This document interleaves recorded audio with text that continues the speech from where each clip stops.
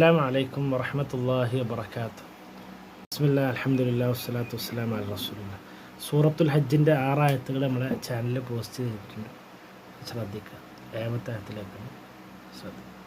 അഊദു ബില്ലാഹി മിനശ് ശൈത്വാനിർ റജീം.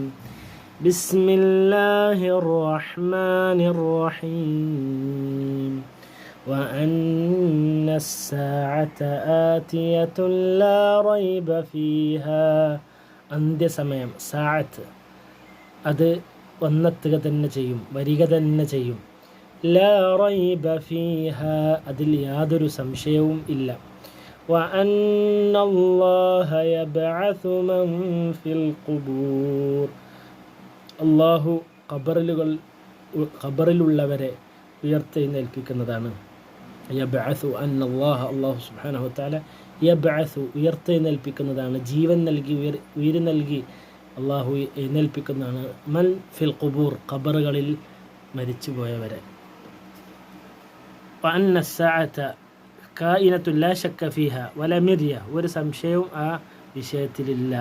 കാരണം അള്ളാഹു ആണ് ജീവൻ നൽകിയത്, അവൻ തന്നെയാണ് മരിപ്പിക്കുന്നത്, അവൻ തന്നെയാണ് പിന്നീട് ഉയർത്തെഴുന്നേൽപ്പിക്കുന്നതും. وضرب لنا مثلا أن يعيدهم بعدما صاروا في قبورهم رمما. നുരുമ്പിയ എല്ലുകളായതിനു ശേഷം പിന്നെ എങ്ങനെയാണ് എഴുന്നേൽപ്പിക്കുക എന്ന് ഒരുവൻ വന്ന് ചോദിച്ച സംഭവം സൂറത്തു യാസീൻ അള്ളാഹു പറയുന്നുണ്ട്. ضرب لنا مثلا അവൻ നമുക്ക് ഉപമ പറയുകയാണ്. ആരാണ്? അവനെ സൃഷ്ടിച്ചത് ഞാനാണ് എന്ന് അള്ളാഹു സുബ്ഹാനഹു. ضرب لنا അള്ളാഹു ഉപമ പറയുന്നു. അവൻ എനിക്ക് ഉപമ പറഞ്ഞു തരികയാണ്. മസലൻ വനസിയ ഖൽഖഹ് അവൻ്റെ സൃഷ്ടിപ്പാണെങ്കിൽ മറന്നുപോയി.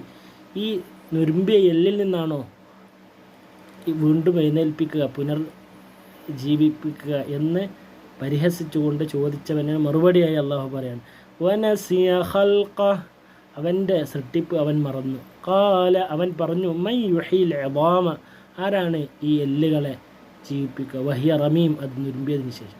ഖുൽ നബിയെ പറഞ്ഞു കൊടുക്കുക, യുഹീഹ അതിനെ ജീവിപ്പിക്കുന്നതാണ് അല്ലദീ അൻശഅഹ അവ്വല മറ ആദ്യം ആരാണോ അതിനെ ഉണ്ടാക്കിയത്, സൃഷ്ടിച്ചത് അവൻ തന്നെ. വഹുവ ബികുല്ലി ഖൽഖിൻ അലീം എല്ലാ സൃഷ്ടിപ്പിനെക്കുറിച്ചും അള്ളാഹു നന്നായി അറിയുന്നവനാണ്. വഹുവ ബികുല്ലി ഖൽഖിൻ അലീം എല്ലാ സൃഷ്ടിപ്പിനെക്കുറിച്ചും അലീമായവനാകുന്നു.